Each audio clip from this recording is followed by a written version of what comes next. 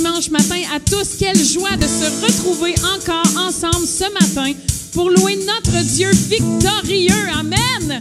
Je vous invite à vous lever pour qu'on puisse se réjouir dans sa présence ensemble, pour qu'on puisse louer notre Dieu de gloire. Un chant s'élève, les yeux se tournent vers toi,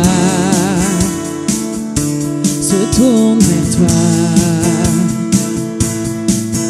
L'espoir renaît, les cœurs soupirent après toi, oui après toi. Te voyant, nous retrouvons la force de vivre. Amen. Quand nous sommes en ta présence, nos craintes fuient, elles s'enfuient. Hosanna, Hosanna, tu es le roi, le sauveur, à toi la gloire et l'honneur. Hosanna, Hosanna, nous t'accueillons parmi nous, sois le bienvenu, ô Jésus. Un chant s'élève, les yeux se tournent vers toi, oui, se tournent vers toi. Renaît, les cœurs soupirent après toi, oui après toi. En te voyant, nous retrouvons la force de vie. Amen. Quand nous sommes en ta présence, nos craintes fuient, elles s'enfuient. Hosanna, Hosanna, tu es le roi, le sauveur, à toi la gloire et l'honneur. Hosanna, Hosanna, nous t'accueillons parmi nous, sois le bienvenu, ô Jésus. Entends le son, entends le son des cœurs qui reviennent à toi, reviennent à toi. Dans ton royaume, les vies brisées sont restaurées, sont restaurées. En te voyant, nous retrouvons la force de vie. Quand nous sommes en ta présence, nos craintes fuient, elles s'enfuient. Hosanna, Hosanna, tu es le roi, le sauveur, à toi la gloire et l'honneur. Hosanna, Hosanna, nous t'accueillons parmi nous, sois le bienvenu, ô Jésus. En te voyant, nous retrouvons la force de vie. Quand nous sommes en ta présence, nos craintes fuient. En te voyant, nous retrouvons la force de vie. Quand nous sommes en ta présence, nos craintes fuient, elles s'enfuient. Hosanna, Hosanna, tu es le roi, le sauveur, à toi la gloire et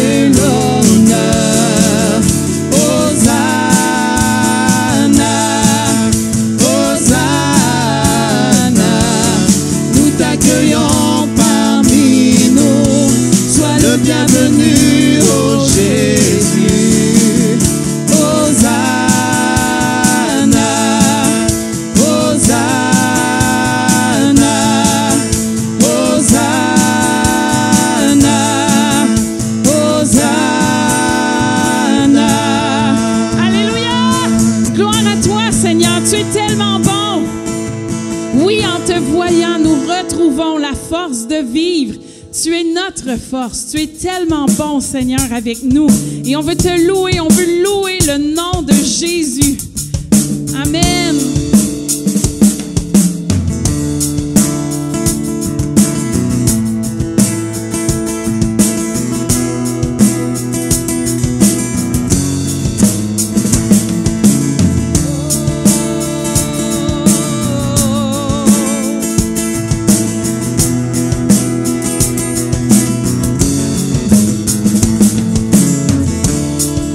Ton nom est majestueux, Seigneur, sur toute la terre.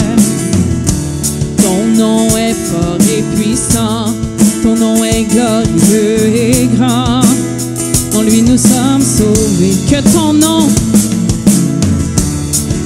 ton nom est majestueux, Seigneur, sur toute la terre. Ton nom est fort et puissant, ton nom est glorieux et grand. En lui nous sommes sauvés. Le nom de Jésus, plus haut que tous les noms. Roi des rois, aucun nom n'est comme le sien. Le nom de Jésus, plus haut que tous les noms. Aucun nom n'est comme le sien. Ton nom est comme un doux parfum déversé sur mon âme, sur mon âme. En ton nom nous surmontons tout, en ton nom nous avons la victoire. Ton nom est tout puissant. Le nom de Jésus, plus haut que tous les noms. Roi des rois, aucun nom n'est comme le sien. Le nom de Jésus, plus haut que tous les noms. Alpha, Oméga, aucun nom n'est comme le sien. Aucun autre Dieu n'a vaincu la mort, que Jésus-Christ le ressuscité. Nous l'élevons plus haut. En son nom tout genou fléchit, en son nom tout homme est sauvé. Nous élevons ton nom, le nom de Jésus, plus haut que tous les noms. Roi des rois, aucun nom n'est comme le sien. Le nom de Jésus, plus haut que tous les noms. Alpha, Oméga, aucun nom n'est comme le sien. Aucun autre Dieu n'a vaincu la mort, que Jésus-Christ le ressuscité. Nous l'élevons plus haut. En son nom tout genou fléchit, en son nom tout homme est sauvé. Nous invoquons son nom. Le nom de Jésus, plus haut que tous les noms. Roi des rois, aucun nom n'est comme le sien. Le nom de Jésus, plus haut que tous les noms. Alpha, Oméga, aucun nom n'est comme le sien. Le nom de Jésus, plus haut que tous les noms. Roi des rois, aucun nom n'est comme le sien. Le nom de Jésus, plus haut que tous les noms. Alpha, Oméga, aucun nom n'est comme le sien. Jésus, Jésus, Jésus, oh Jésus, Jésus, Jésus, Jésus, oh Jésus, Jésus. Élevons son nom ce matin. Jésus,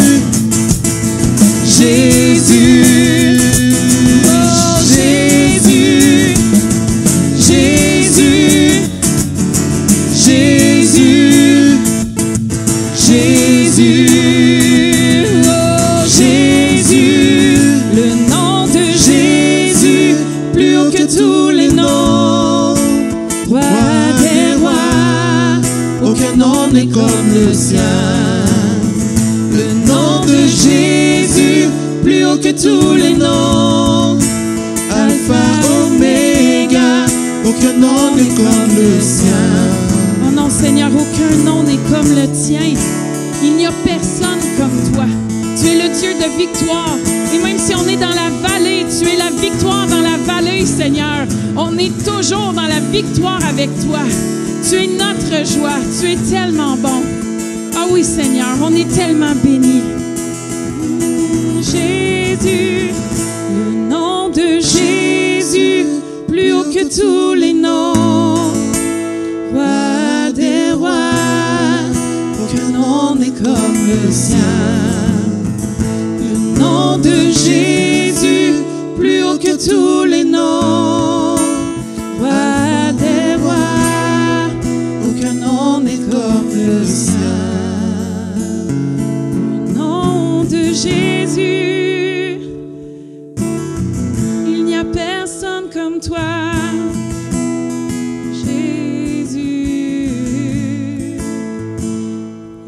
Personne comme toi. Oh, tu es tellement bon, Seigneur. On est tellement bénis que tu puisses être avec nous et qu'on puisse vivre en toi. Merci pour ton Saint-Esprit. Merci, Seigneur, de nous avoir pas laissés tout seuls. Merci, Seigneur.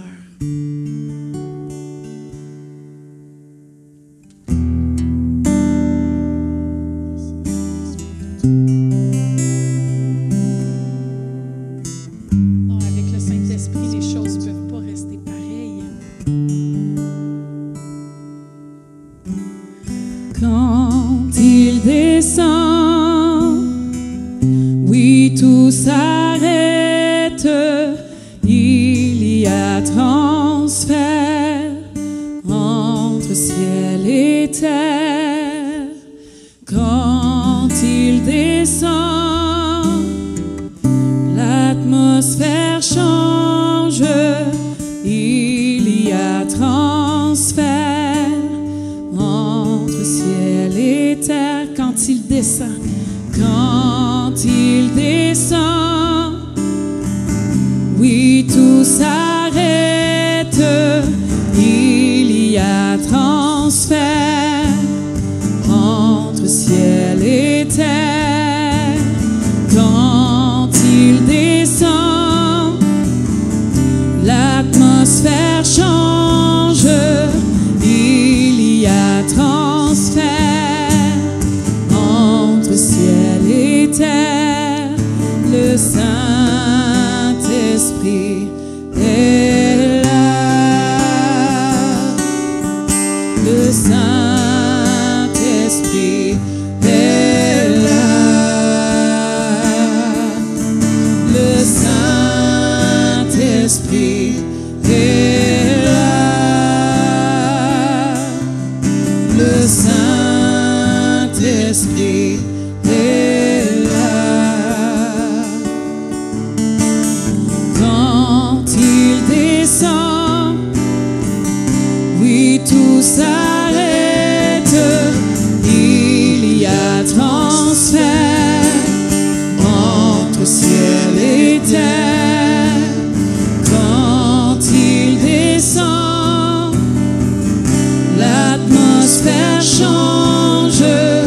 Il y a transfert entre ciel et terre. Le Saint-Esprit est là. Le Saint-Esprit est là.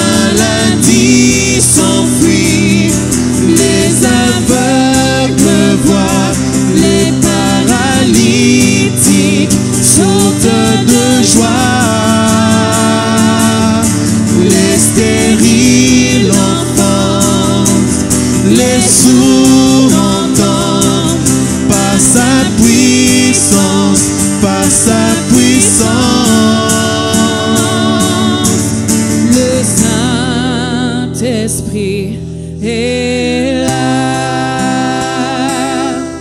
Le Saint-Esprit est là. Le Saint-Esprit est là. Le Saint-Esprit est là. Par sa puissance, il transforme.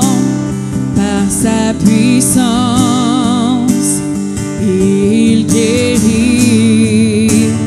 Par sa puissance, il renouvelle. Par sa puissance, il agit. Par sa puissance, il transforme. Par sa puissance, il guérit. Par sa puissance, il renouvelle. Par sa puissance, il agit. Les maladies s'enfuient, les aveugles voient, les paralytiques sautent de joie, les stériles enfantent, les sourds entendent. Par sa puissance, par sa puissance, le Saint-Esprit est là. Le Saint-Esprit est là. Le Saint-Esprit est là. Le Saint-Esprit est là. Le Saint-Esprit est là. Le Saint-Esprit est là. Le Saint-Esprit est là. Le Saint-Esprit est là. Sois loué, sois loué, sois loué, ô Éternel. Sois loué, sois loué, sois loué, ô Éternel. Sois loué, sois loué, sois loué, ô Éternel. Je te loue, Seigneur, que mon cœur soit trouvé pur et droit devant toi.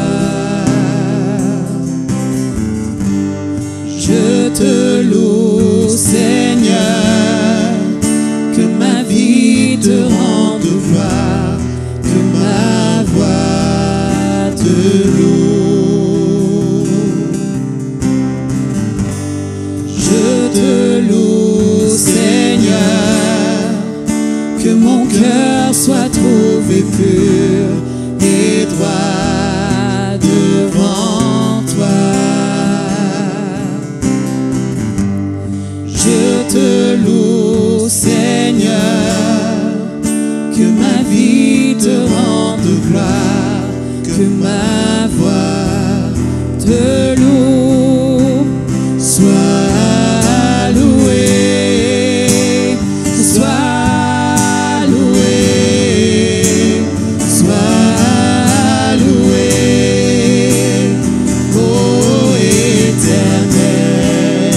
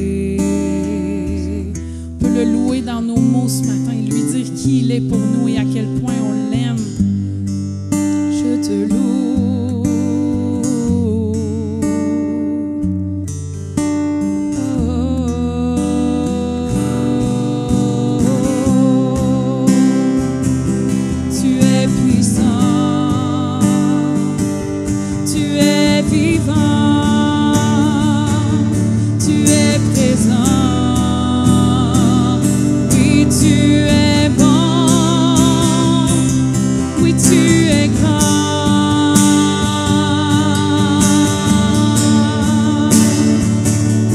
Je te loue, sois loué, sois loué, sois loué, ô Éternel, sois loué, sois loué, sois loué, ô Éternel. Quel privilège de pouvoir le louer, de pouvoir lui dire à quel point on l'aime, lui qui a tout accompli pour nous. On est vraiment bénis d'avoir un Dieu qui a tout préparé. Et aujourd'hui, en fêtant la fête des mères, on pense aux mamans qui préparent tout, qui font tout. Mais Dieu aussi prépare tout, fait tout. Il ouvre le chemin, il ouvre la voie. Alors on peut tellement le louer avec une assurance et une joie. Amen. On est tellement bénis. Merci Seigneur. Amen. C'est bon d'être dans la présence de Dieu? Merci au groupe de louanges. Donc, je m'appelle Véronique et c'est avec moi qu'on va faire les annonces aujourd'hui. Vous pouvez vous asseoir.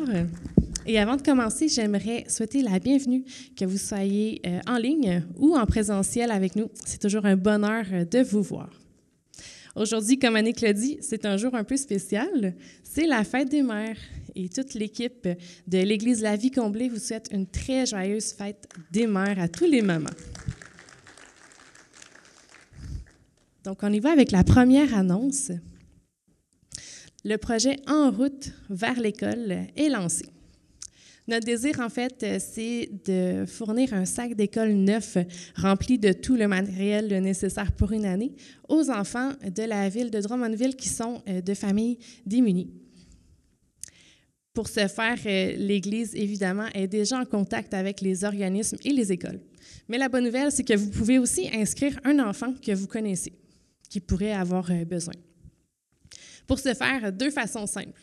Vous pouvez aller à l'extérieur et remplir une fiche prévue à cet effet, ou encore, vous pouvez le faire en ligne à l'adresse qui est écrite ici. La Vie Comblée, merci. lavicomblée.com. Mais on a aussi besoin de votre générosité. Alors, vous pouvez donner, que ce soit 1 $, 5 $ ou plus. Ce qui est important pour nous, c'est que vous donniez ce que Dieu met sur votre cœur. Deux façons de faire encore. Ça peut être aller chercher une enveloppe à l'accueil et désigner, très important, le nom que c'est pour le projet En route vers l'école. Ou encore, vous pouvez donner en ligne. Deuxième annonce. Mesdames, nous aurons un temps très spécial entre femmes, samedi le 14 mai, 9h30 à midi. Pour l'occasion, on a l'honneur de recevoir Pasteur Suzy Berg. On vous demande de vous inscrire si vous voulez venir. Pour ce faire, deux façons simples. Vous pouvez aller à la table d'information ou encore vous pouvez vous inscrire en écrivant à l'adresse suivante. Femmes au pluriel, lvc@lavicomblée.com. Quand vous allez vous inscrire, on va vous demander une petite faveur, amener quelque chose à manger, puisqu'on aimerait partager un goûter à la fin. C'est tout pour moi. Merci pour votre attention. Je vais inviter Pasteur Ken Mafou à prendre le reste de la réunion. Je vous souhaite un bon dimanche. Merci Véronique. N'oublie pas mon nom, là. Amen. Bon matin tout le monde. C'est bon d'être là. Bon matin aussi à Pasteur Ken et Tania qui sont là. Combien de temps vous êtes partis cette fois-ci? Quand même 6 semaines? 7 semaines. 7 semaines. Puis c'est ça, je pense que la semaine prochaine, on va avoir plus le temps de vous présenter un peu tout ce qui s'est passé et tout ce qui est en train de se passer également au Congo avec le centre de formation biblique qui a été ouvert depuis presque un an. Bien, en septembre, ça va faire un an officiellement. Donc, beaucoup de choses, beaucoup de bonnes choses qui se passent là-bas, puis on est content de les avoir avec nous ce matin. Et je suis heureux également de continuer cette série-là sur la foi qu'on a intitulée « Au secours de la foi ».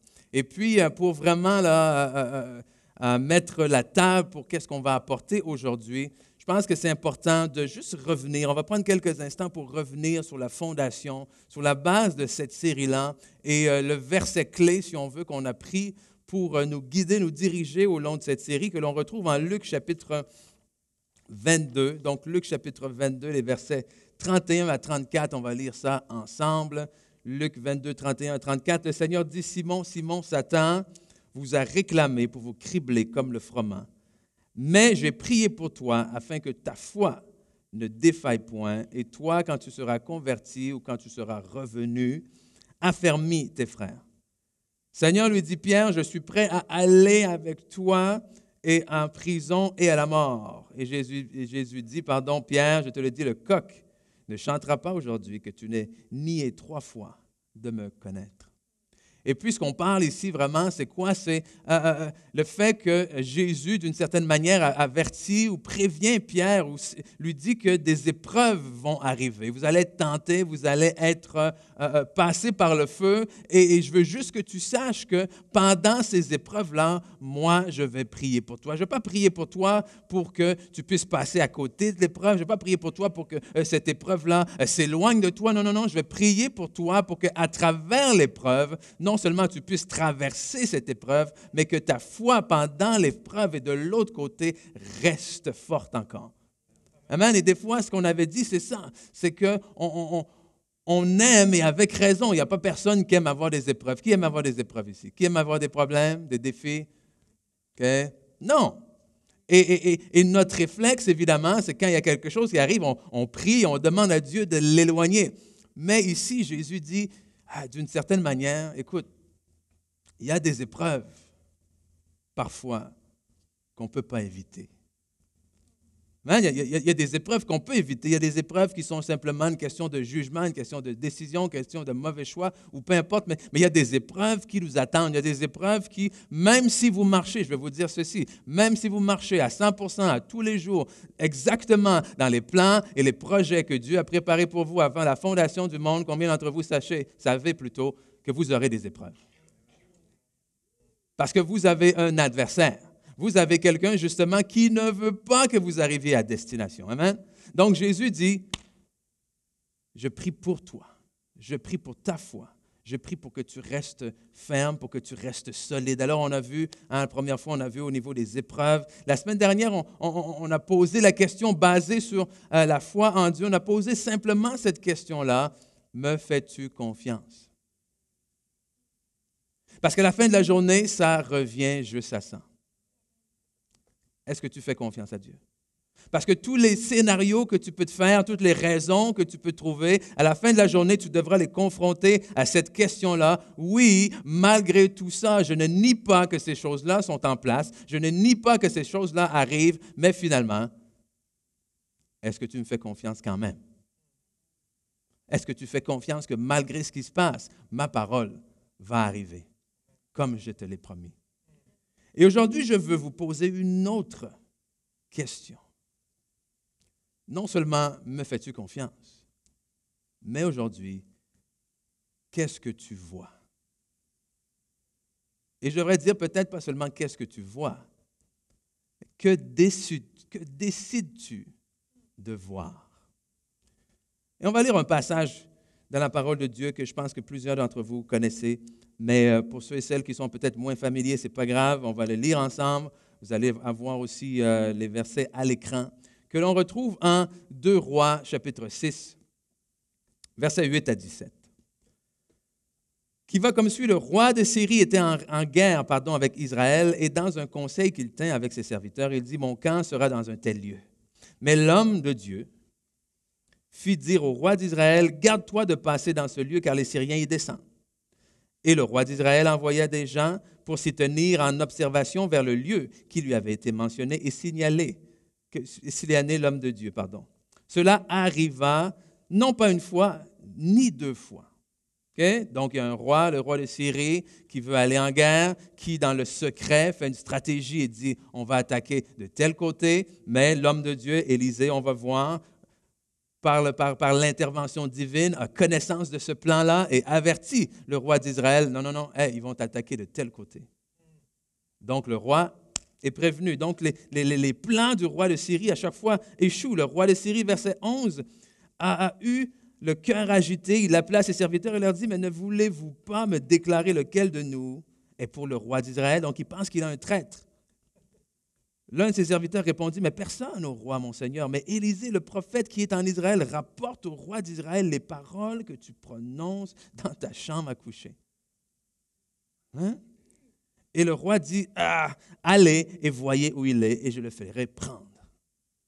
On vint lui dire, voici, il est à Dothan, et il envoya des chevaux, des chars, une forte troupe qui arrivèrent de nuit et qui enveloppèrent la ville. OK? Faites-vous l'image, l'armée syrienne finalement arrive et enveloppe la ville, entoure la ville. Le serviteur de l'homme de Dieu, donc celui qui est avec Élisée, se leva de bon matin et sortit, et voici, une troupe entourait la ville avec des chevaux et des chars, et le serviteur dit à l'homme de Dieu, ah, mon Seigneur, comment ferons-nous? Est-ce que ça ressemble à quelque chose que vous êtes dit cette semaine, ça? Peut-être la semaine dernière. Ah, Seigneur, qu'est-ce que je vais faire? Il répondit, quoi? Ne crains point. Car ceux qui sont avec nous sont en plus grand nombre que ceux qui sont avec eux. Mais pour que cette parole prenne effet, il fallait qu'il fasse quelque chose. Dans le sens qu'au moment où ce qu'il a dit, cette parole-là ne faisait pas de sens pour le serviteur. Parce que de ses yeux à lui, ceux qui étaient contre eux étaient bien plus nombreux. Alors Élisée pria ici et dit, « Éternel, ouvre ses yeux pour qu'il voie. » Intéressant, non? Ouvre ses yeux pour qu'il voie. Mais il voyait déjà quelque chose. Il voyait les troupes armées autour d'eux. Ouvre ses yeux pour qu'il voie. Et l'Éternel ouvrit les yeux du serviteur qui vit la montagne pleine de chevaux et de chars de feu autour d'Élisée. Donc, encore une fois, qu'est-ce que tu vois? Qu'est-ce que tu vois? Parce que vous savez, souvent, comme dans l'extrait qu'on vient de lire ici, on peut avoir deux personnes vivant exactement la même situation, mais avec deux réactions totalement différentes. Amen? Totalement différentes. Un jour, je prêche un message, il y a plusieurs années de cela, on était, je pense, sur le boulevard Lemire. Je prêche un message, quelqu'un vient me voir, à la fin du message, me dit, « Oh, pasteur, j'ai aimé ton message, mais je pense que tu aurais pu pousser la note un peu. Tu as été trop doux. » OK. 3 semaines plus tard, je demande des nouvelles par rapport à une autre personne dans l'Église que ça faisait un temps que je n'avais pas vue. Et on me répond, « Oh, elle n'est plus à l'Église parce que tu te souviens le fameux message que tu as fait il y a 3 semaines, elle a trouvé que tu as été un peu trop fort. » Même message. 2 réactions totalement opposées. Amen? Et c'est là où j'ose dire que parfois nos réactions ne sont pas nécessairement déterminées par ce qui se passe à l'extérieur. Mais nos réactions, des fois, révèlent ce qu'il y a déjà dans notre cœur. Amen? Et c'est là la question, encore une fois, qu'est-ce que tu décides de voir? Parce que ce que tu vas décider de voir, croyez-le ou non, c'est ce que tu vas décider de nourrir. Et ce que tu vas décider de nourrir, c'est ce qui tranquillement va prendre de plus en plus de place dans ta vie. Et à un certain moment donné, c'est que ça que tu vas voir. Et le Seigneur m'a confronté dernièrement à propos de ça. Pourquoi? Parce que j'étais en train de prier, je lui parlais de certaines choses que je trouvais un peu désagréables ou quoi que ce soit. Puis le Seigneur, c'est comme s'il m'avait dit, oui, c'est vrai, je suis d'accord, mais en même temps que ces choses-là se passent, il y a d'autres choses qui sont en train de se passer. Et alors que moi, d'un côté, je lui disais, oui, mais j'aime pas ceci, oui, mais j'aime pas cela, oui, mais il faudrait peut-être changer cela. Et en même temps, le Seigneur me dit, oui, oui, c'est tout à fait vrai, mais regarde également ce que je suis en train de faire. Et la question qu'il m'a posée, que je vous pose aujourd'hui, c'est, alors, qu'est-ce que tu vas choisir de voir? Wow!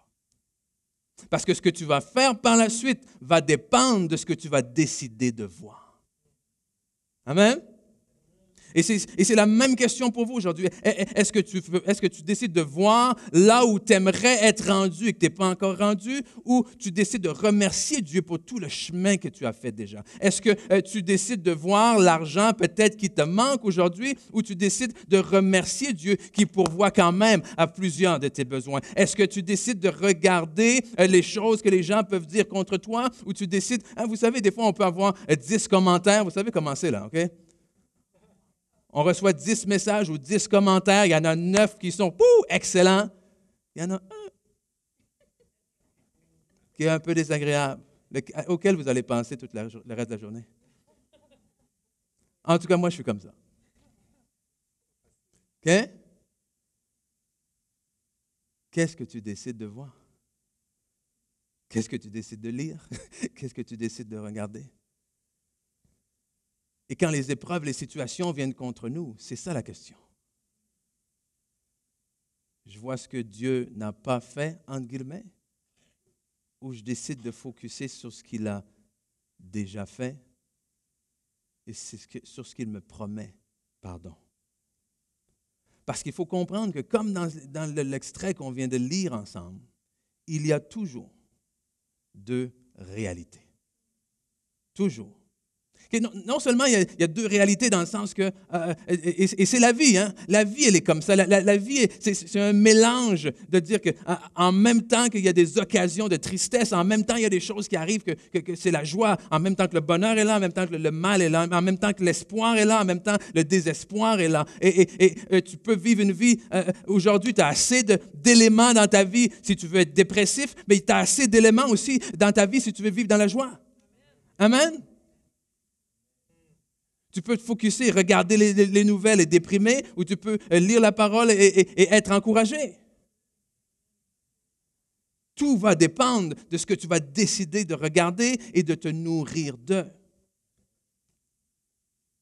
Et c'est les deux réalités auxquelles on est confronté comme le serviteur. Et trop souvent, on s'arrête à la première réalité qui est la plus simple, entre guillemets, pour nous, qu'on voit le plus directement, qu'on peut toucher, qu'on peut sentir. Et on dit, mais qu'est-ce que je vais faire? Et c'est cette première réalité-là qu'il faut passer par-dessus. Et trop souvent, nos réactions, nos actions, nos émotions, nos pensées et nos paroles s'arrêtent à cette première réalité-là. On agit selon cette réalité, on décide selon cette réalité. Mais pourtant, la semaine dernière, ou le premier, ce qu'on a vu, c'est quoi? C'est qu'on a vu que Dieu, il est comment? Qu'est-ce qui est impossible à Dieu? Rien. Pourquoi? Parce que Dieu n'est pas limité par cette réalité. Amen? Et c'est là ce que la parole de Dieu nous dit, justement, qu'il y a une réalité visible, une réalité invisible. 2 Corinthiens chapitre 4, verset 16, ou plutôt 18. Aussi n'attachons-nous pas nos regards aux choses visibles, mais aux réalités qui sont invisibles. Ce que l'on peut voir ne dure qu'un temps, mais les réalités invisibles, elles, demeurent éternellement. Ce que l'on peut voir ne dure qu'un temps. Et non seulement il y a cette dualité de différentes choses qui se passent en même temps, mais il y a cette dualité de ce qui se passe aussi dans le crible. Hein? On a lu dans Luc, que Satan veut vous cribler, nous passer à l'épreuve. Et je pense que j'ai mis une photo, si on peut mettre l'image. C'est peut-être pas exactement celui que Jésus avait à son époque, mais ça donne une bonne idée de c'est quoi? Un crible. Et cet instrument-là, au niveau de l'agriculture, qui est presque un tamis, mais pas tout à fait, où est-ce que tu peux régler les grosseurs des trous selon ce que tu désires qui passe à travers ou non. Et là, tu mets les choses dedans, tu mets ton blé dedans, par exemple, comme l'exemple ici avec Jésus, la parabole, et tu mets ton blé dedans et tu commences à brasser. Et selon la grosseur des trous, tu vas garder ce qui est autour du blé, ce qui est impur ou quoi que ce soit, les déchets vont passer au travers et le blé, lui, va rester dedans. Et c'est ce que la parole de Dieu nous dit, c'est que même quand on est dans ce fameux crible-là, même quand on est mis à l'épreuve, il y a deux choses qui sont en train de se passer. Il y a l'ennemi qui essaie de faire quoi? De t'arracher ce que tu as, de te voler, de te détruire, de te nuire. Mais en même temps, il y a Dieu qui est en train de te fortifier. Il y a Dieu qui est en train de t'équiper. Il y a Jésus qui est en train de prier pour toi. Il y a ces deux choses-là qui se passent en même temps. Et je me souviens à des moments où est-ce que c'était difficile à voir, trouver le courage de sortir de ma bouche, de dire, Seigneur, je te remercie pour cette épreuve. Pas merci parce que je pense que c'est lui qui a envoyé l'épreuve, pas merci parce que c'est le mal. Je dis, non, je te remercie parce que tu es avec moi pendant cette épreuve et je sais non seulement que je vais passer de l'autre côté de l'épreuve, mais que je vais en sortir plus fort. Ça dépend, mais ça dépend de ce que vous décidez de voir.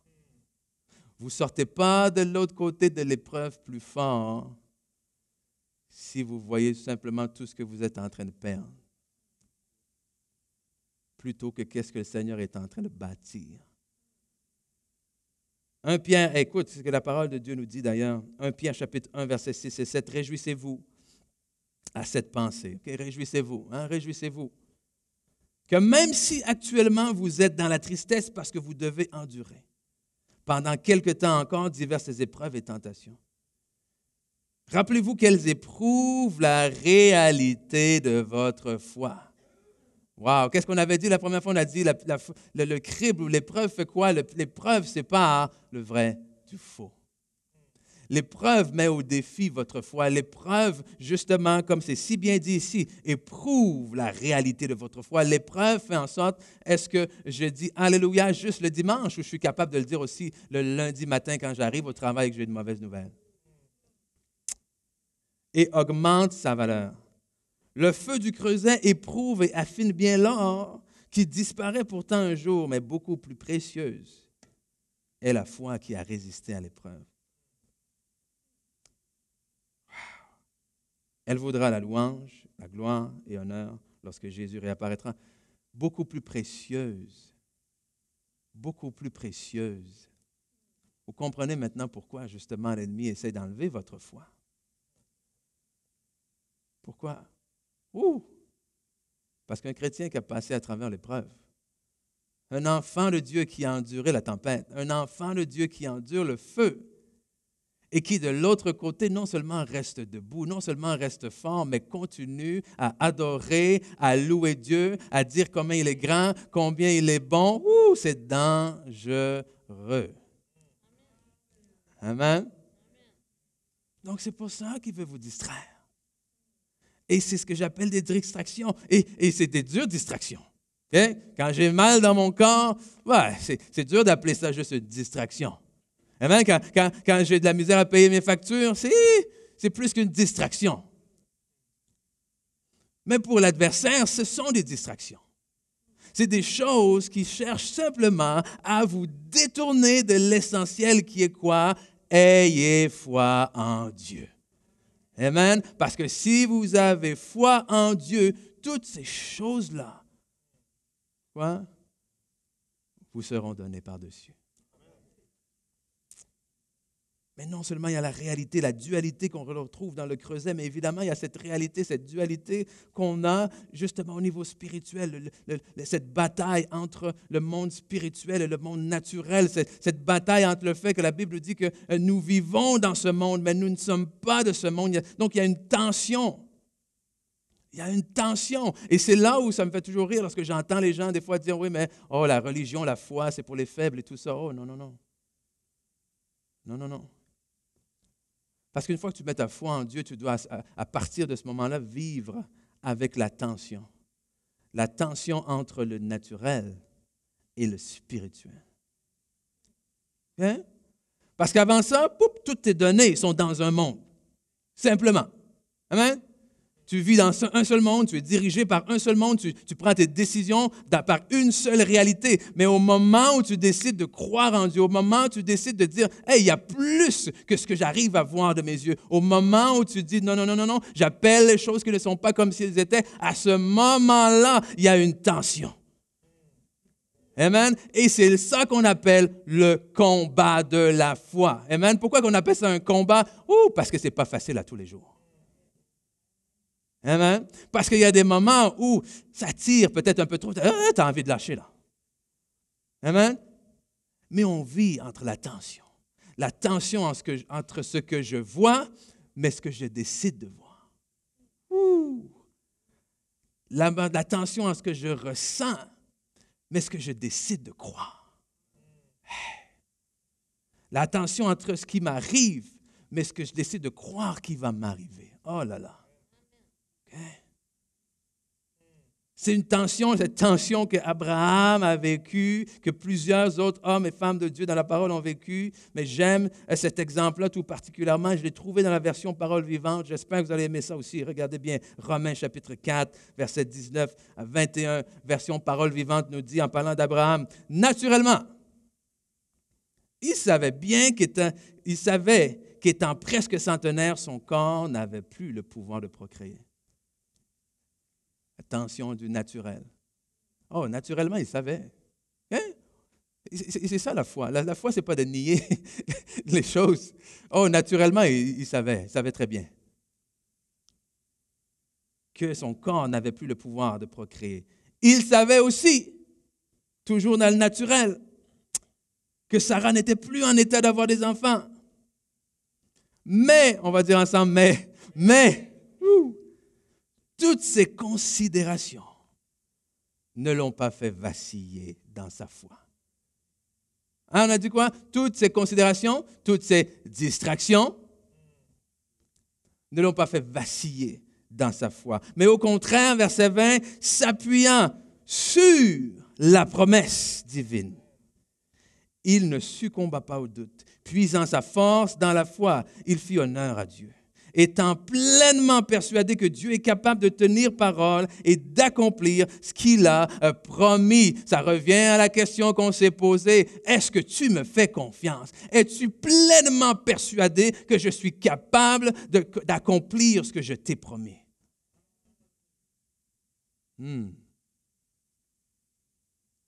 Naturellement, il savait très bien. Mais toutes ces considérations ne l'ont pas fait vaciller. Il s'est accroché à la promesse. Okay? Et ici, tu peux, je ne sais plus c'est rendu à combien de temps maintenant, là. Tu peux avoir des tests de grossesse qui te donnent assez tôt si tu es enceinte ou non. Ce n'est pas le cas d'Abraham. Okay? Pendant combien de mois qu'arrive une petite bosse, là? 2? 3? OK, on ne va pas se chicaner ce matin, là. On va dire 2. OK, tout dépendamment de qui? On va dire minimum 2 mois, ça. Ça, c'est minimum 2 mois. Naturellement, je sais très bien qu'elle est beaucoup trop âgée pour te donner un enfant. Mais je décide de m'accrocher à la promesse.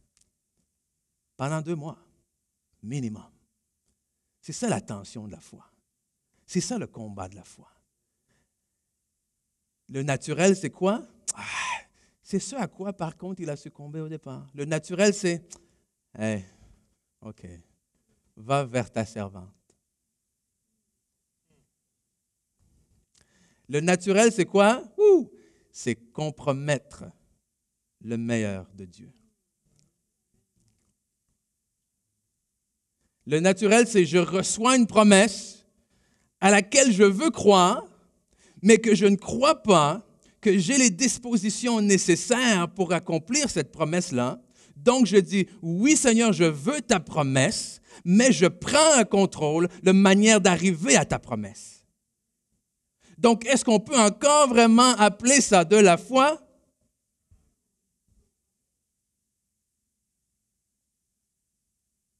Et Dieu a été bon et miséricordieux. Il m'a dit, hey, OK, je vais être un peu plus clair là. Non seulement je vais te donner un enfant, mais cet enfant-là va sortir de ta femme. Parce qu'au début, il n'y avait pas dit ce détail-là. OK? Il dit, allô, c'est ta femme. OK.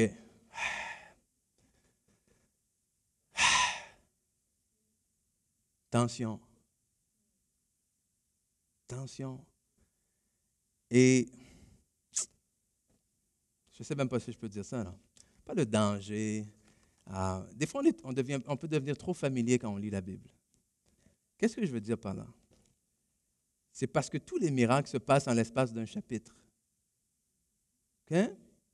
En l'espace de 2 chapitres, 1 verset, Abraham reçoit une promesse au chapitre 20, au chapitre 22, elle a accouché. Et ça t'a pris 10 minutes à lire. Et on pense que dans nos vies, ça va se passer comme ça des fois. Mais on oublie. Ça n'a pas pris 10 minutes. Ça a pris au moins 2 mois. Ça a pris au moins 3 mois. Et le jour où la bosse arrive, que tu dis, je pense vraiment que tu es enceinte, le jour où Sarah dit, il faut que j'aille au salle de bain, je ne me sens pas bien, j'ai mal au cœur. Tu dis, hey, ça s'en vient. Mais est-ce que c'est plus facile les mois qui restent jusqu'à ce que le bébé soit sorti en santé et tout? Tu ne sais pas. OK? Non. C'est la tension avec laquelle on vit. Et parce que justement, des fois, ces histoires deviennent très familières, j'ai demandé à un couple aujourd'hui de partager leur témoignage, de partager ce qu'ils ont vécu dans les derniers mois. Où est-ce que le Seigneur est intervenu d'une façon miraculeuse. Mais où est-ce qu'également ils ont dû vivre dans cette tension-là. Okay? Et on va faire ça vraiment dirigé par l'Esprit. L'abbé, vous pouvez venir, Judith. Okay, où est-ce que vous êtes? Ah, vous êtes là, d'accord. Okay. Et pourquoi je veux qu'il témoigne? Je veux qu'il témoigne parce que je veux que vous soyez encouragés. Le témoignage, c'est pourquoi? Le témoignage, ce n'est pas pour que vous disiez « Ah oui, c'est ça, ça arrive juste aux autres, jamais à moi. » Non. OK? Non. Le témoignage, ce n'est pas pour exciter la jalousie. Le témoignage, c'est pour exciter votre foi. Le témoignage, c'est pour dire « Wow, si Dieu l'a fait avec eux, il peut le faire avec moi. » Et le témoignage, c'est surtout pour rendre la gloire à Dieu. Amen. Approchez-vous ici. OK, on va faire ça comme ça. Oups, bon, ça y est. OK, on va faire ça très simple. Merci de me préparer ça. Parce que j'ai besoin de ça pour rien oublier de leur témoignage. Et donc ici, on a l'abbé Judith qui sont tous les deux originaires de la République démocratique du Congo. Ils sont arrivés, l'abbé, je pense, en 2019, c'est ça. Okay. Judith est venue les rejoindre un peu plus tard, en 2020. Et au mois de janvier, devait donner naissance à cette jolie petite fille qu'on a fait la consécration il y a quelques semaines de ça.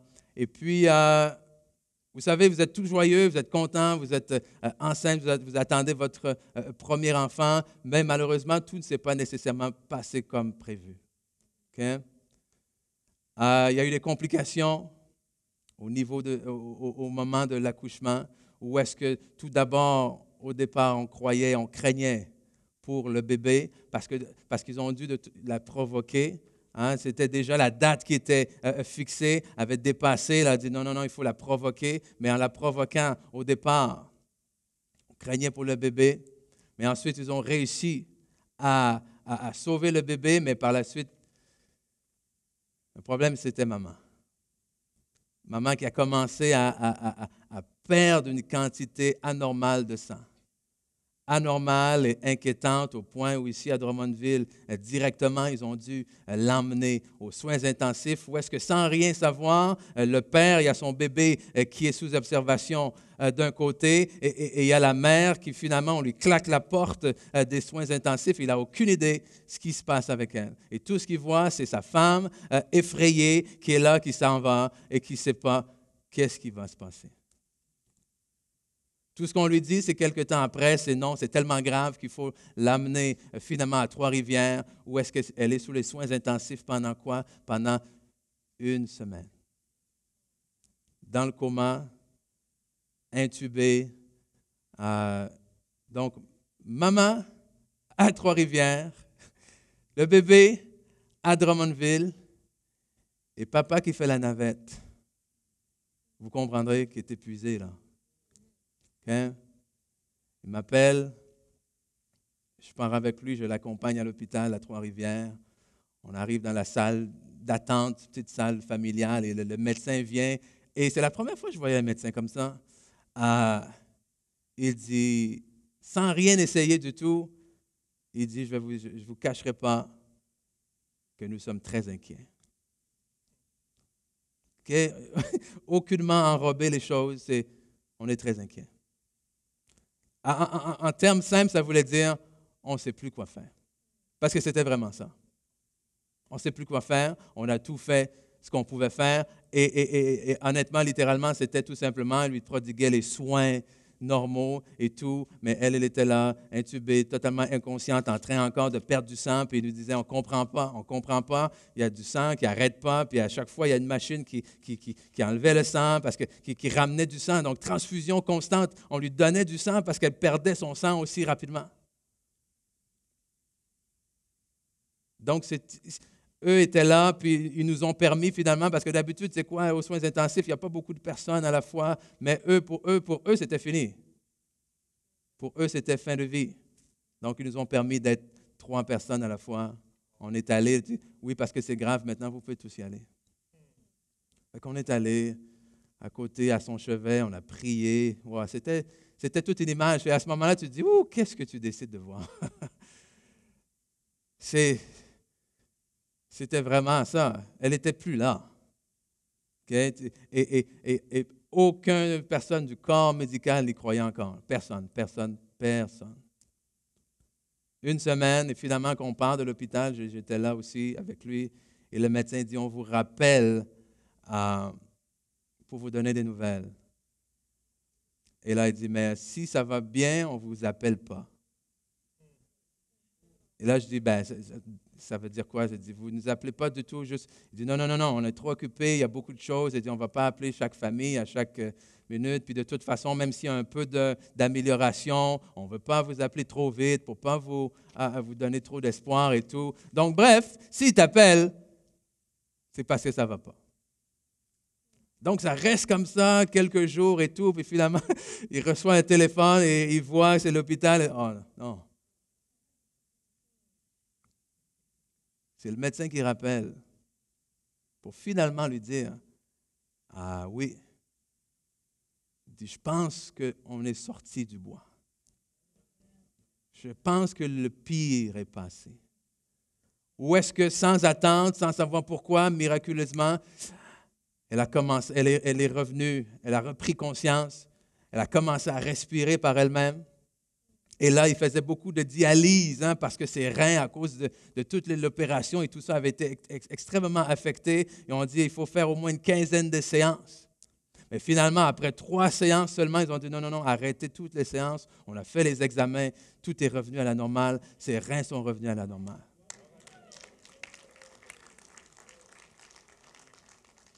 Alors, elle sort des soins intensifs, s'en va dans une chambre et... mais là, tout n'est pas terminé. On réalise qu'elle n'est pas tout à fait revenue à son état normal. Il y a beaucoup de délire. Okay? À un point inquiétant. À un point parce que ce n'est pas seulement l'effet des médicaments. Et des fois, l'effet des médicaments, ça te fait mais il y a un délire qui est là, complet, total. Où est-ce qu'ils font venir des psychiatres pour l'analyser, pour pour l'étudier et tout ça. Puis le psychiatre dit non, je ne pense pas que c'est de la folie, mais je pense que c'est quand même quelque chose de grave et on va devoir, d'après moi, l'interner. Alors il rencontre son mari, il dit, ben, sa femme, ça ne va pas. Et j'étais là aussi, j'étais témoin. On était dans la chambre et c'est à peine si elle avait conscience qu'elle avait le bébé dans les mains. C'est vrai, c'était dangereux pour le bébé. Donc le médecin, le psychiatre lui dit, on doit l'interner, l'abbé. On doit l'emmener, tatati, on va s'en occuper, toi tu ne peux pas. Et j'aimerais qu'il t'entende, toi, cette conversation-là que tu as eue avec le psychiatre. Okay? Est-ce que tu peux me donner ce micro-là, s'il te plaît? Parce que je peux le dire, mais... C'est bon? Parce que qu'est-ce que tu as eu avec le psychiatre quand tu étais dans son bureau, quand il t'a dit qu'est-ce qu'il fallait faire et tout? En fait, lorsque j'avais une rencontre avec le psychiatre, les psychiatres me disaient que non, ta femme a un délirium, donc, parce qu'elle fait beaucoup de délire, on doit l'interner en psychiatrie. Et puis moi, j'avais dit au psychiatre, non, moi, ma femme n'ira pas en psychiatrie parce qu'elle n'a pas de problème avec sa tête. Mais je voyais réellement que non, ma femme avait un grand problème. Et puis le médecin m'a dit aussi, regardez les réalités avec aussi que le bébé, si elle part à la maison avec vous, c'est un grand danger. Effectivement, le médecin aussi avait raison parce que je voyais ça comme ça. Mais j'avais la foi, moi, j'avais la foi que ma femme guérira parce que je me disais que non, c'est lui qui a commencé à nous cette bonne œuvre et la rendra encore parfaite. Parce que je disais à Dieu, Seigneur, c'est toi qui nous as donné ces bébés. C'est toi qui nous as donné ces bébés. Je t'ai fait confiance. Et puis le médecin a dit, l'abbé, je vois que toi, tu as la foi, mais il faut aussi faire confiance avec la science. Je lui ai dit, oui, vous avez raison, mais moi, j'ai la foi que ma femme guérira. C'était vraiment une longue discussion. Donc, ils attendaient juste que je puisse donner l'aval pour qu'on interne ma femme en psychiatrie. Et moi, j'ai refusé catégoriquement parce que moi, je voyais autre chose. Je disais, Seigneur, je te fais confiance. Seigneur, tu fais jamais des choses inachevées. Amen. Je suis rentré avec ma femme à la maison, malgré ses délires, tout ça, mais moi, je faisais toujours confiance en Dieu. Et puis, subitement, comme ça, parce que ma femme n'avait pris aucun médicament. Je disais toujours à Dieu, et puis j'ai partagé ça toujours avec le pasteur Ken, tout, et puis Dieu a fait un grand miracle. Et c'est là, écoute, parce que les détails sont importants. Oui, c'est ça. Bon. Il y avait le psychiatre, il y avait les médecins, les infirmières, les travailleurs sociaux, la DPJ. Oui, c'est ça. Hein? Oui, c'est ça. Parce qu'il y avait... Non, parce que c'était au point où est-ce que son délire était au point où est-ce que c'était très dangereux pour l'enfant. Et ils étaient inquiets que lui n'arrive pas à surveiller tous les deux, tout le temps. Et comme il a dit, tout ce qu'ils attendaient, c'est que lui dise oui. Et dès qu'il avait dit oui, il aurait emmené la femme. Il aurait interné sa femme. Et il y a eu ce combat-là entre la science et la foi. Okay? Et c'est ça. Et quand on dit Abraham, naturellement, il n'a pas nié là. Il n'a pas nié. Et c'est vrai, naturellement, oh, c'est clair. Il y avait un délire. Amen? C'est sûr. Mais il ne voulait pas. Et il a laissé aller. Il l'a laissé avec les médicaments pour donner à sa femme, pour essayer d'aider un peu. Donc, mais tu peux continuer avec les médicaments. Et tellement, c'était toujours grave. Et puis, un jour, lorsqu'on avait rendez-vous toujours avec les psychiatres voyaient que ça ne va pas. Et moi aussi, je voyais que ça ne va pas. Puis lorsque j'ai refusé, parce qu'il m'a proposé à tout le temps de l'interner, mais moi j'ai refusé. Puis, il a prescrit jusque le médicament. Il a dit comme ça, il va commencer à prendre le médicament à la maison, mais tu dois la surveiller qu'elle puisse prendre ça. Nous sommes allés à la pharmacie, nous avons pris le médicament. En rentrant à la maison, ma femme a refusé. Malgré son état, mais elle disait que non, elle ne va pas prendre ça. Il y avait la DPJ qui appelait même les psychiatres, qui appelait même l'hôpital pour qu'on puisse prendre notre enfant. Mais après, un jour, quand nous sommes encore allés pour un rendez-vous. Donc Dieu a fait un miracle. Amen. Parce que ma femme n'avait pris même pas un comprimé. Elle n'avait pas pris ça parce qu'elle ne dormait même pas. Et puis c'était un danger avec le bébé. Parce que dans ces étapes-là, donc tout pouvait arriver. Et puis on me conseillait, même si tu vois que ça s'aggrave encore, tu appelles juste la police pour l'amener à l'urgence. Et moi, je faisais toujours confiance en Dieu. Je disais, Seigneur, tu ne vas pas nous laisser. Et après, comme on dit, chaque bonne chose a son temps. C'était maintenant le temps de Dieu. Dieu a agi à ma femme. Dieu l'a guérie complètement, ni médicaments.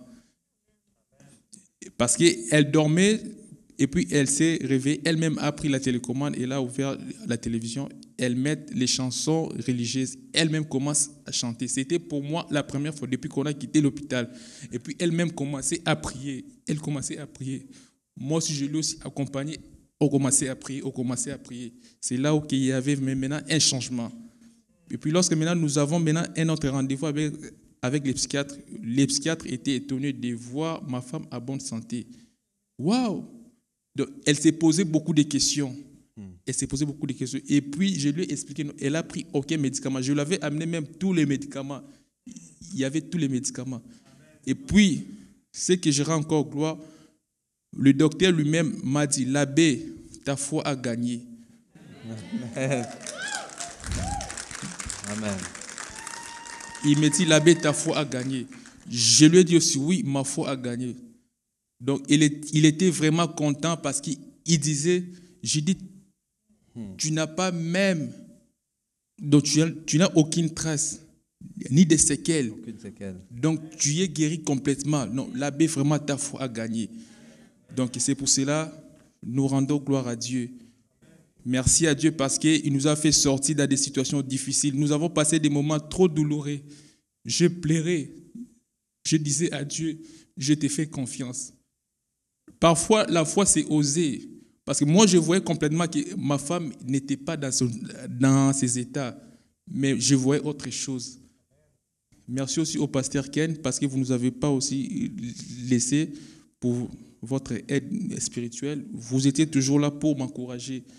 Merci aussi à toute l'Église, à toute l'équipe qui nous ont aussi soutenus par des prières. Vous devez savoir que vous aussi qui passez des moments difficiles, que Dieu est capable de faire. C'est juste avoir confiance en Dieu. Chaque bonne chose a son temps.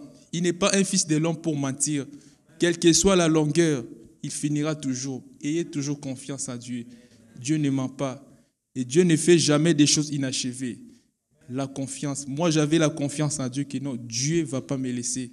Aujourd'hui, Dieu nous a retourné encore la joie que j'avais perdue plus de 2 mois. Parce que je savais déjà que non, un jour, je serai avec ma femme et ma fille encore joyeux. Amen. Et tout le monde qui regarde ma femme témoigne que non, tu étais en fin de vie. Et puis, c'était ça. Donc, nous rendons gloire à Dieu. Et merci beaucoup. Que Dieu vous bénisse. Amen. Wow.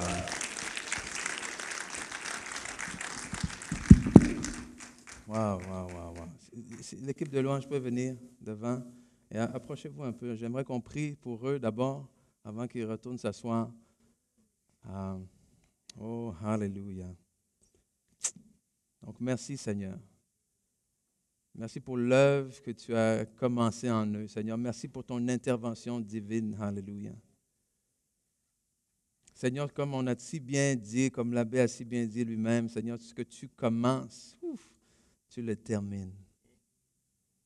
Et je te prie, Seigneur, que tu termines, que tu continues ce que tu as commencé dans leur vie. Seigneur, les plans et les projets que tu as pour eux, Seigneur, que ce que l'ennemi a voulu pour le mal, Seigneur, toi, tu le changes en bien. Seigneur, ta protection, ta grâce sur cette famille, Seigneur, à tous les jours, à chaque moment. Seigneur, merci que tu restaures tout, que tu les restaures non seulement physiquement, Seigneur, mais tu les restaures également. Je pense même il y a un miracle aussi au niveau financier, hein? Le Seigneur a restauré, Seigneur, donc merci parce que tu es fidèle. Alléluia, que à travers le feu qu'ils ont passé, Seigneur, que leur foi justement est encore plus grande et que c'est une foi, Seigneur, qui pourra encourager encore d'autres dans le nom précieux de Jésus. Amen. Amen. Et on peut les remercier encore une fois. Allez, bonsoir.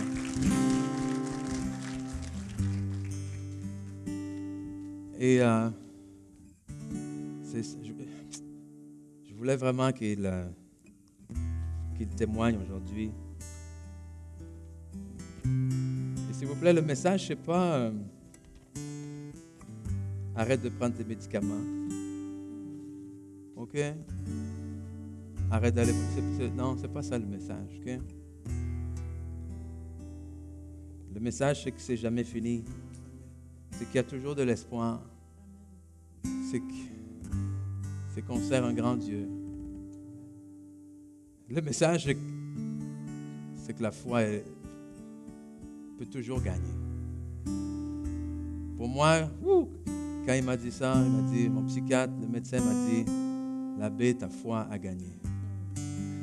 Pour que ça sorte de la bouche d'un médecin. Amen. Votre foi peut gagner aussi. Et vous savez quoi? Vous êtes plus que vainqueurs.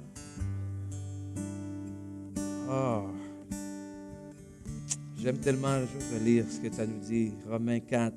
Naturellement, il savait qu'étant presque centenaire, son corps n'avait plus le pouvoir de procréer.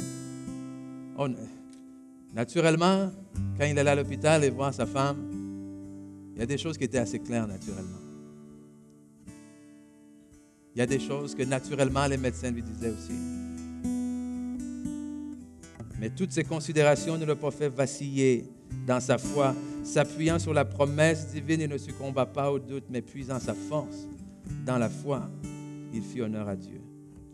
Étant pleinement persuadé que Dieu est capable de tenir sa parole et d'accomplir ce qu'il a promis. Étant pleinement persuadé que Dieu est capable de tenir sa parole et d'accomplir ce qu'il a promis. Pleinement persuadé. Pleinement persuadé. Et être pleinement persuadé, ça veut dire qu'il va falloir accepter de vivre dans une certaine tension.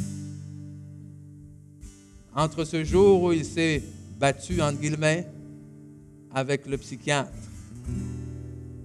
et le jour où sa femme a repris l'esprit, on parle de 3 semaines, 1 mois. OK? C'est pas entre 2 chapitres en tournant la page, là. On parle de 3 semaines, 1 mois, où il n'a pas dormi parce qu'il devait surveiller pour s'assurer qu'elle ne s'enfuit pas, pour s'assurer qu'elle ne fasse pas mal au bébé. 3 semaines, 1 mois, à pleurer. 3 semaines, 1 mois avec son téléphone, à dire « Ah, est-ce que je fais le 911 ?» Non, 3 semaines, 1 mois à vivre dans la tension entre le naturellement, je sais que ma femme a un délire, mais spirituellement, je sais que ce que Dieu a commencé, il veut le terminer. Amen. Et je vais revoir ma femme et ma fille. Et naturellement, je suis beaucoup trop fatigué, mais spirituellement, je décide à renouveler, à croire à celui qui renouvelle mes forces à tous les jours. Et naturellement, moi, je ne suis pas capable, mais spirituellement, je m'accroche et je puise mes capacités en celui qui peut tout. Oh, je ne sais pas ce que vous vivez en ce moment, je ne sais pas combien de temps, depuis quand vous le traversez. Et je sais, même physiquement, garder l'attention, wow, c'est exténuant. OK? C'est exténuant. C'est fatigant. Ça donne envie de lâcher. Ce n'est pas le temps de lâcher. OK? Ce n'est pas le temps d'abandonner. Ce n'est pas le temps de laisser tomber. Et si vous avez dit tant pis déjà, si vous avez laissé tomber déjà, alors relevez-vous. Amen? Relevez-vous. Dieu n'est pas un homme pour mentir. De l'autre côté de l'épreuve. Parce qu'imaginez s'il n'y a pas une personne, mais 5, 10, 20, 50 qui sont capables de témoigner comme ça de ce que Dieu a fait dans leur vie. Amen. Alors, ce n'est plus une question de se débattre avec les gens, puis d'essayer de prouver que Dieu existe, d'essayer de prouver la Bible, d'essayer de prouver. C'est plus des histoires de débats verbaux, c'est des histoires de « Ah, viens, viens voir ce que Dieu a fait dans ma vie. » Amen. C'est des histoires de « Hey, tu peux me dire tant que tu veux que Dieu n'est pas vrai pour toi, mais moi, je sais ce qu'il a fait dans ma vie. » Amen. Oh, tu peux me dire tant que tu veux, j'ai pas de preuves pour toi, j'ai pas de débat, j'ai pas l'intelligence pour combattre avec toi. Oh, mais j'ai l'expérience. J'ai l'expérience du Saint-Esprit qui est venu alors que tout espoir humain était perdu, alors que les médecins m'ont dit qu'il n'y avait plus d'espoir, alors qu'on m'a dit de me fier sur la science. J'ai continué à me baser sur Dieu et sur la foi. Et aujourd'hui, ma foi a gagné.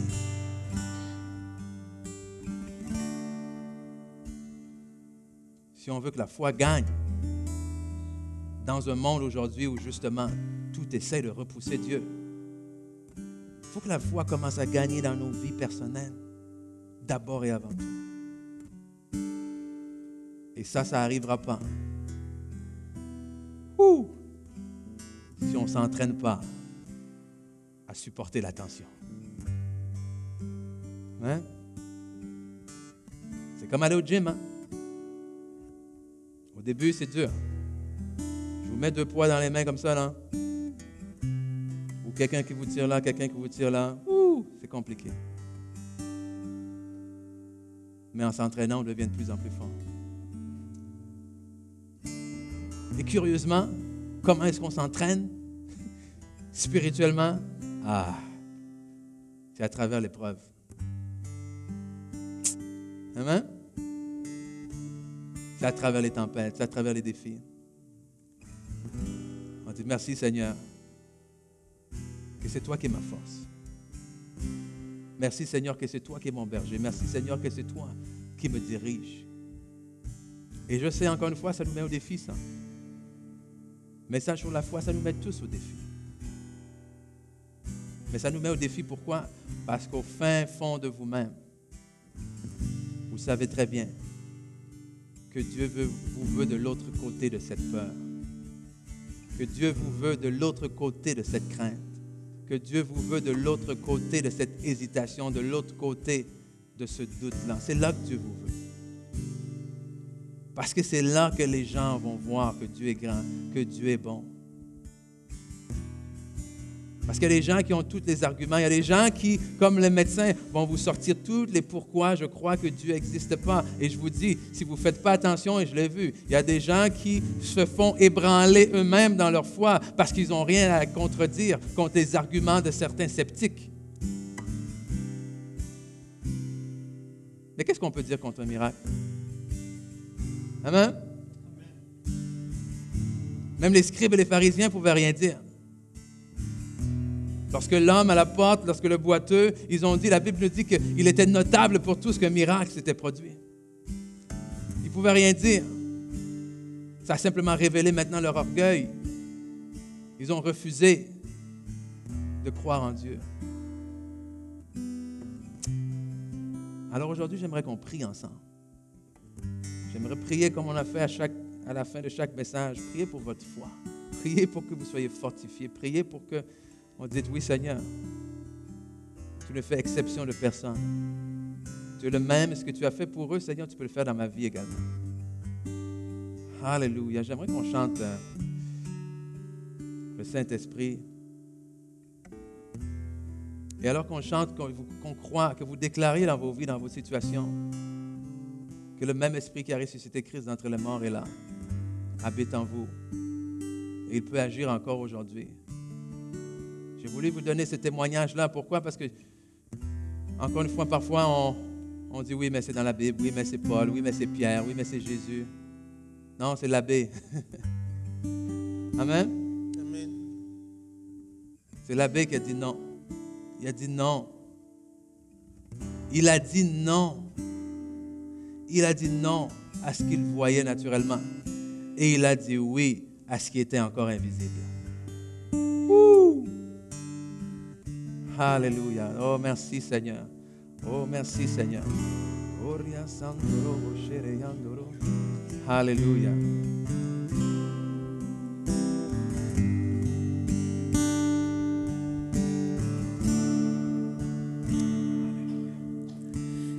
Quand il descend, oui, tout s'arrête, il y a transfert entre ciel et terre. Alléluia, merci Seigneur. Quand il descend, l'atmosphère change, il y a transfert entre ciel et terre.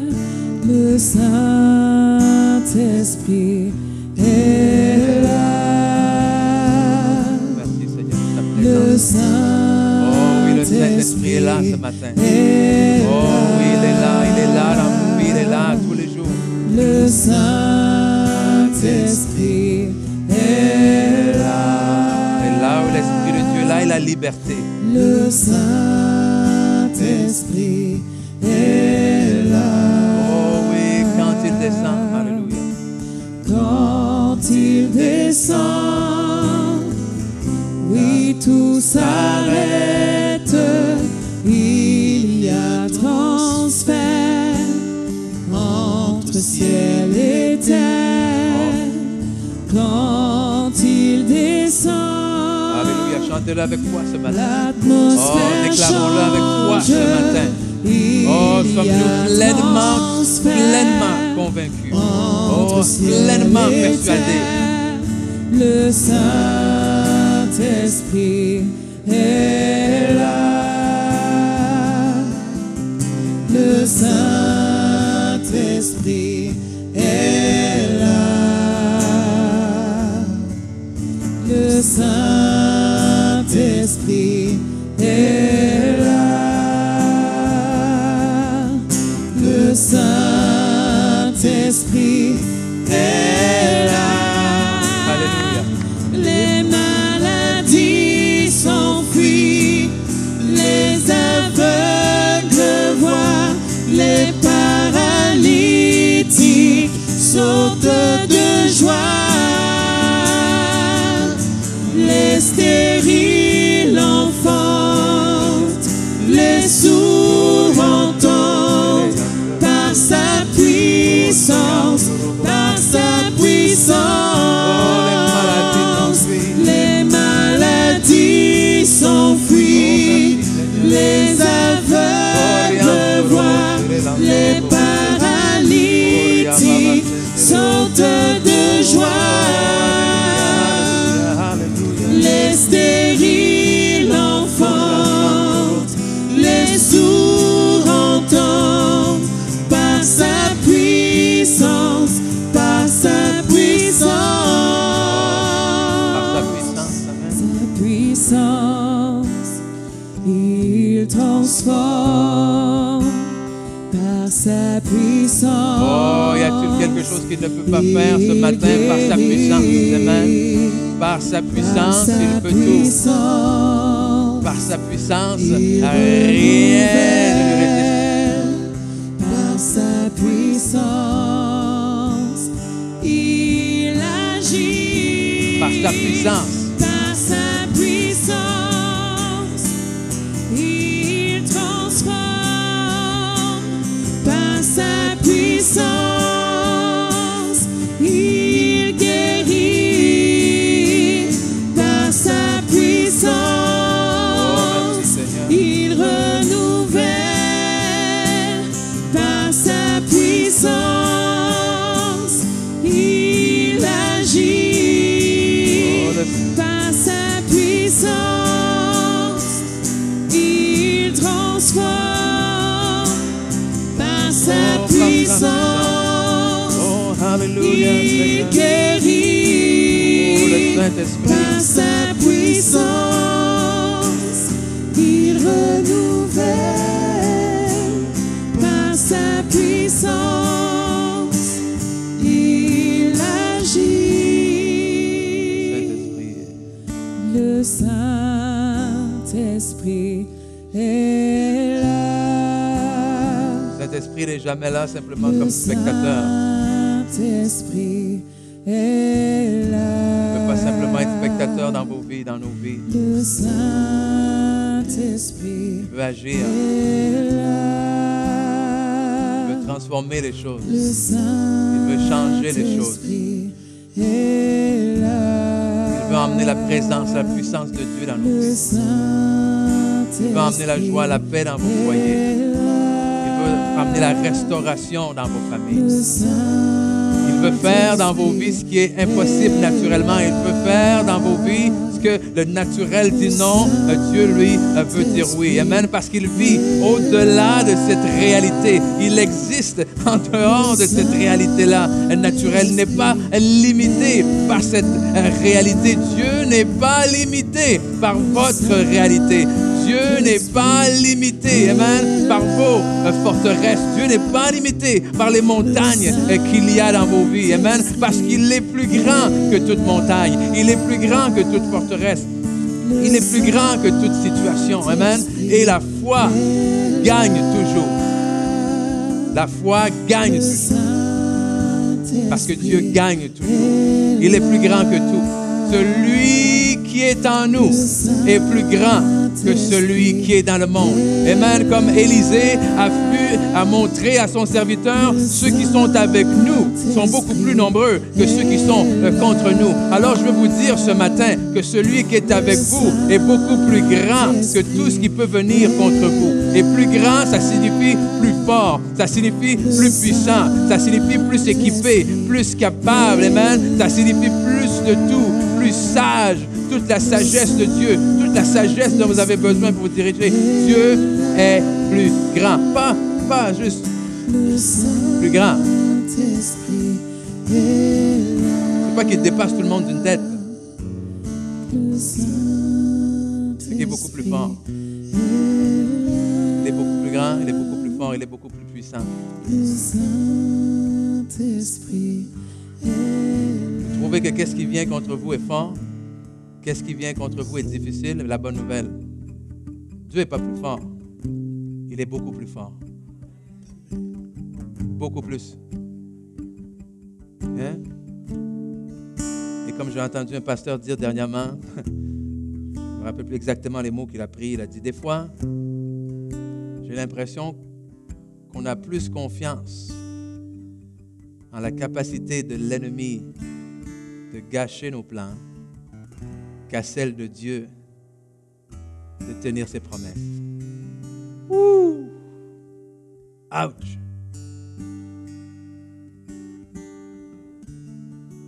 On entretient davantage cette crainte que ça ne fonctionnera pas comme on pensait, plutôt que cette foi en l'invisible et aux promesses de Dieu. Et ce n'est pas une condamnation, mais un réajustement de cœur ce matin, réajustement de pensée. Je vous dis comme Dieu m'a dit, oui, c'est vrai, mais qu'est-ce que tu décides de voir? Oui, ta femme est en train de délirer, mais qu'est-ce que tu décides de voir? Oui, ton compte est à sec, mais qu'est-ce que tu décides de voir? Oui, telle personne t'a abandonné, mais qu'est-ce que tu décides de voir? Oui, mettez votre situation ce matin et rajoutez, mais qu'est-ce que tu décides de voir? Parce que je vous garantis que lui, Dieu, il voit d'autres choses. Je te garantis que Dieu, lui, voit d'autres choses. Alors ce matin, la prière, c'est si tu ne vois pas, Seigneur, ouvre nos yeux ce matin. Oh, alléluia, Seigneur, ouvre nos yeux ce matin. Ouvre nos yeux ce matin. Alléluia. Ouvre nos yeux ce matin, Seigneur, afin qu'on puisse voir ce que toi, tu vois. Oh, Seigneur, on veut voir ce que toi, tu vois. On veut se tenir là où toi, tu te tiens. On veut déclarer ce que toi, tu déclares. On veut croire ce que toi, tu crois. Et on a besoin de ta force, alléluia, Seigneur, pour nous aider à tenir dans la tension. Parce que pour moi, c'est beaucoup trop. Oh, mais avec toi, je puis tout, Seigneur. Non pas avec ma force, mais avec ta force. Oh, ouvre nos yeux, Seigneur. Ouvre nos yeux ce matin. Oh, alléluia. Oh, et en terminant, il y a une réalité plus grande que toutes les réalités. Dieu a tellement aimé le monde qu'il a donné son Fils unique, qu'il a donné ce qu'il avait de plus précieux, afin que toute personne qui met sa confiance en lui ne périsse point. Pourquoi? Parce que la réalité, la vérité, c'est que Dieu a créé l'homme à son image. Dieu a voulu que l'homme règne avec lui sur terre. Dieu a tout créé, mais l'homme a, parce que Dieu, dans son amour, a créé l'homme avec un choix, avec un libre arbitre. Et l'homme s'est laissé tenter parce qu'il y avait le naturel. Et parce qu'il s'est laissé tenter à désobéir à Dieu, le péché est entré dans le monde. Mais malheureusement, avec le péché, la mort est entrée, la mort spirituelle. Mais Dieu avait un plan. Dieu avait un plan pour racheter l'homme. Dieu avait un plan pour racheter la plus belle de ses créations, ce qu'il avait à cœur, de racheter cette relation-là avec l'homme. Dieu avait un plan qui impliquait rien de moins que d'envoyer son propre Fils, payer le prix, payer la conséquence qui devait être la nôtre. Alors Jésus a pris nos péchés sur la croix, il a pris nos manquements, il a pris nos fautes, il a pris tout ce qui en fait nous éloignait de Dieu, il l'a cloué à la croix. Et en le clouant à la croix, ce qu'il a fait, en fait, c'est qu'il a fait qu'il n'avait plus rien sur nous. Ce qu'il a fait, c'est qu'il a enlevé à l'ennemi toute raison de nous condamner. Wow. Le jugement de Dieu est tombé sur lui. Mais la bonne nouvelle, c'est quoi? C'est qu'il, non seulement il est mort, mais c'est surtout qu'il est ressuscité. Amen. C'est qu'il est ressuscité, c'est qu'il a vaincu la mort, il a vaincu le péché. Et s'il est vivant aujourd'hui, ça veut dire ce qu'il a fait hier, il peut le faire encore aujourd'hui dans nos vies. Et la première étape, c'est de croire. La première étape, c'est de l'accepter comme notre Seigneur et notre Sauveur. Si tu confesses de ta bouche le Seigneur Jésus, si tu crois dans ton cœur que Dieu l'a ressuscité des morts, alors tu seras sauvé. Et c'est là que toutes ces choses dont on a parlé aujourd'hui, c'est là que tu vas pouvoir commencer cette marche de foi. Alors, comme on a l'habitude de faire, je veux faire cette invitation ce matin. S'il y a quelqu'un ici pour la première fois qui veut dire oui, ok, je me remets entièrement au Seigneur Jésus. C'est pas naturellement, je comprends pas tout. Mais je décide de m'accrocher à l'invisible. Mais je décide de m'accrocher à Dieu. Donc, si c'est vous ce matin, je peux faire de Jésus votre Seigneur, votre Sauveur, votre Maître. Juste à lever la main au compte de 3. Je vais prier pour vous ce matin. Donc, 1, 2, 3. Est-ce qu'il y a quelqu'un ce matin? Okay, soyez pas timide. Juste levez la main. Alléluia. Merci Seigneur. Alléluia. Alors, on va simplement clore avec cette prière.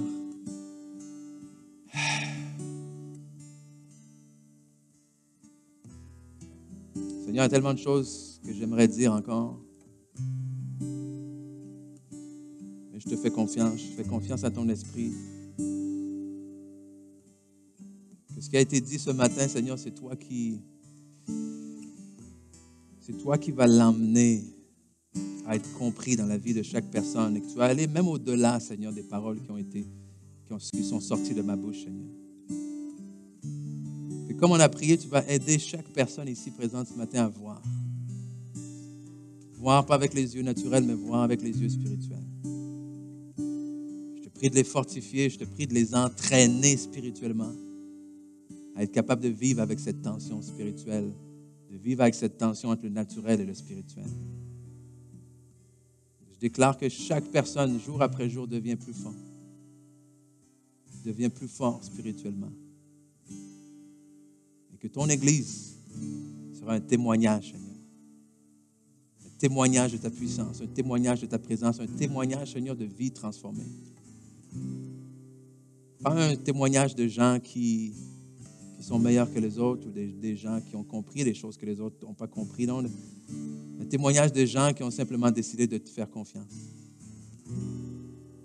Un témoignage de gens qui ont tout simplement décidé de fléchir les genoux devant toi, Seigneur.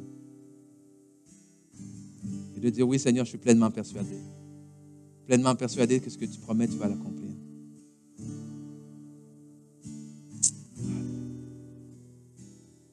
Au nom de Jésus. Amen. Amen. Bon. OK, on termine là. Mais, s'il vous plaît, que ça ne termine pas pour vous. OK? Que vous ameniez ça à la maison. Que vous nourrissiez ce que le Saint-Esprit a déposé ce matin. Et commencez à apprendre à se battre. OK? Il faut commencer à apprendre à se battre. Que la foi est un combat. Soyez bénis. OK? Allez-vous-en avant que je continue. Bye bye.